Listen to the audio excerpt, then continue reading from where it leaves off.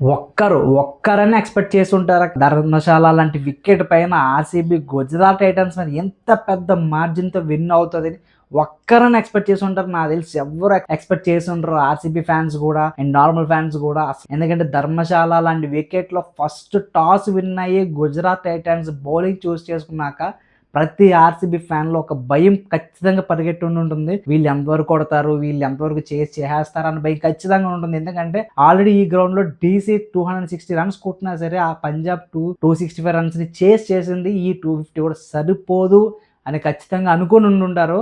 ఈ first batting అయిన తర్వాత కూడా. బట్ వాళ్ళకి అదృష్టం ఎలా కలిసొచ్చిందంటే ఆర్‌సీబీకి సాయి సుదర్శన్ హిట్ వికెట్ దగ్గర నుంచి వాళ్ళ కొలాప్స్ స్టార్ట్ అవుతూనే వచ్చింది. ఇంకా ఎక్కడ కూడా ఆర్‌సీబీ జీటీ బ్యాట్స్‌మెన్స్‌ని ఒక్కసారి కూడా వాళ్ళని కుదురుకొనివ్వలేదు. ఎక్సెప్ట్ రాహుల్ టివాటియా తను ఎంత 63 రన్స్ 68 రన్స్ కొట్టాడు. బట్ అప్పటికి చేసేది ఏం లేదు. డ్యామేజ్ అంతా అయిపోయింది. ప్రతి బ్యాట్స్‌మెన్ కుల్లబొడి చేశారు. మామూలుగా కాదు. వచ్చిన బ్యాట్స్‌మెన్ వచ్చినట్టు ఇంటికి అది డగౌట్ పంపించుకుంటూ వెళ్ళిపోతున్నారు.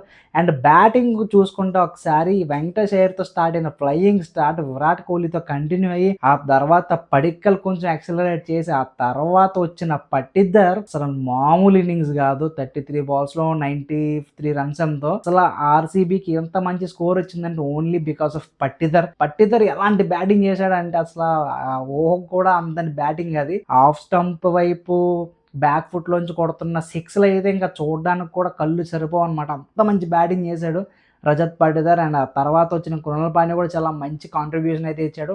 టిమ్ డేవిడ్ అంతగా అంటే అంత కొట్టేంత పని లేదు. ఇంకా ఆల్మోస్ట్ అందరూ చాలా ఫుల్ స్కోర్ కొట్టేసి 250 రన్స్ కొట్టారంటే ఇంక టిమ్ డేవిడ్‌తో పనేముంటుంది అన్నట్టుగా అనిపించింది.